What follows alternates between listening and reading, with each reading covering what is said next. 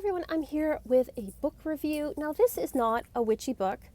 So I was thinking, should I do a review on this on my channel? But you know what? It's my channel. I can do what I want. Plus it is, I'm the Rocker Witch. So I am going to review this book, which is Rob Halford's Confess. So if you don't know who Rob Halford is, he is the lead singer of Judas Priest. Judas Priest has been around for 50 years, believe it or not. So he's 70 years old now. He wrote this book when he was about 68. So a pretty long life, pretty interesting life. And I think that this is one of the better rock star autobiographies that I've read. Now, he did have a ghostwriter, as most of them do, which is fine.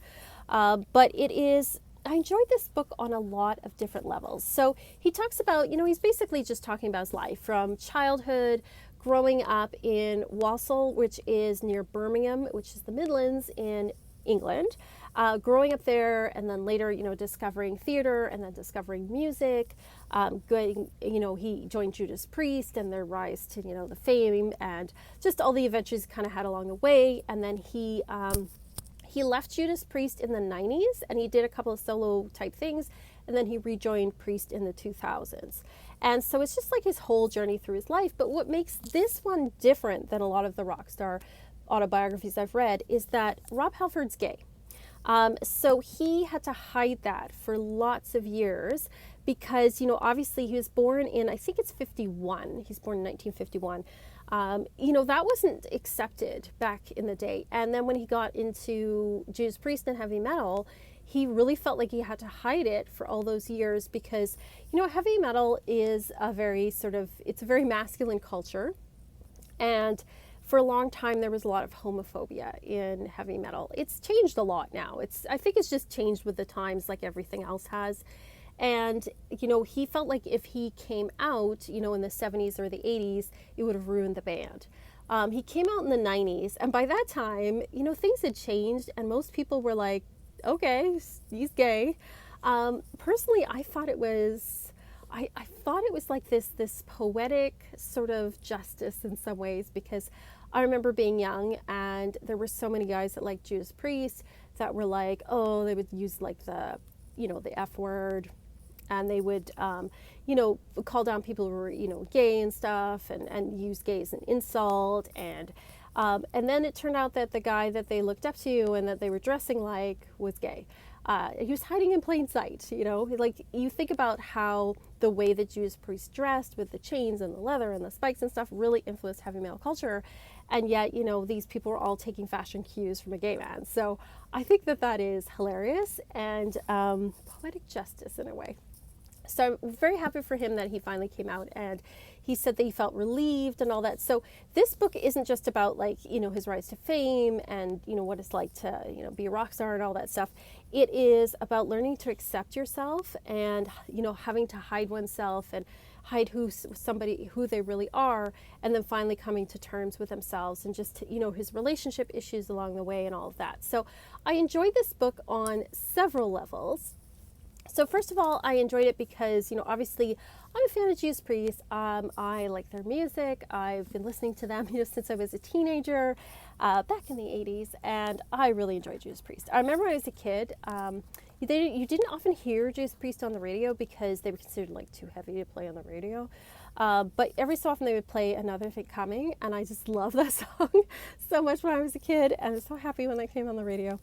So they're one of my favorite bands, for sure.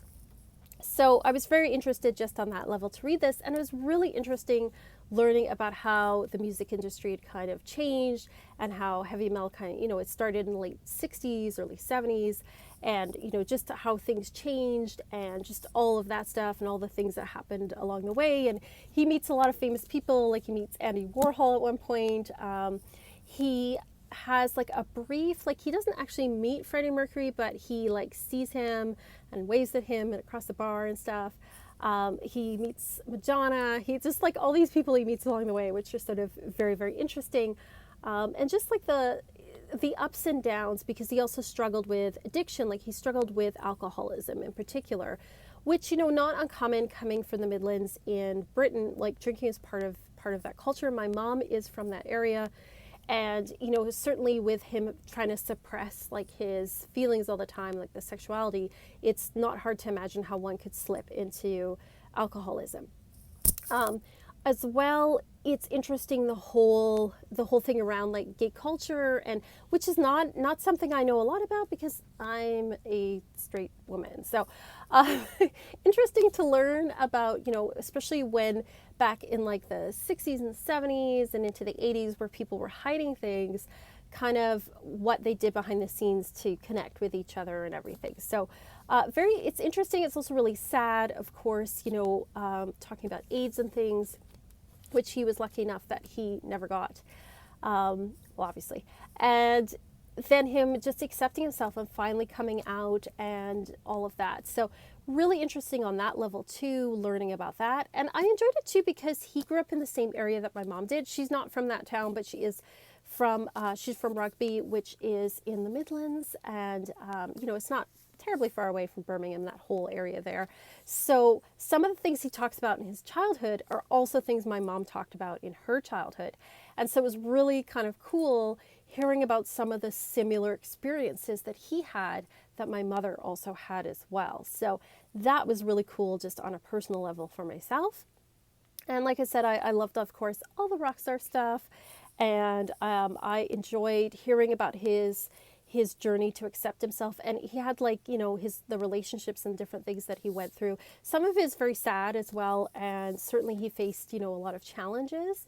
But I love that his style is very just honest and straightforward. It feels like when you're reading this that he's just talking to you and telling you about his life and what happened, you know, the good and the bad. And saying, you know, this thing happened and, you know, maybe I didn't behave the best and I should have done better, which to me is self-reflective. I really don't like it. I've read some autobiographies where the person doesn't seem to have any self-reflection, where they're just like, everything's great and this terrible thing happened, but rock and roll, you know, which is very much, I found like Sebastian Bach's books was like that. And also, this book has the ring of truth of someone just telling you about their life. I've also read books where it feels like the person's putting on a show or lying to you, and I felt like that about the Marilyn Manson autobiography, which I read. It's been a long time. It was like years and years ago. But this one feels honest, and this one feels like there's self-reflection there. And he isn't like, woe is me, poor me either. He's very much like, you know what, this was a hard thing, but that's life, and that's what we have to deal with. So I appreciate his stoic sort of values, which I think is a very British thing, a very Midlands thing, is that you just, stuff happens and you just get on with it. So I did really enjoy that. And, you know, I think overall it's a good read. I think if you like Judas Priest, if you like books about rock stars, you will definitely like this book. There is some graphic, you know, sexual scenes in here. So if you're not into that, you know, you may pass on this book. But it's not gratuitous. They're not all over the place.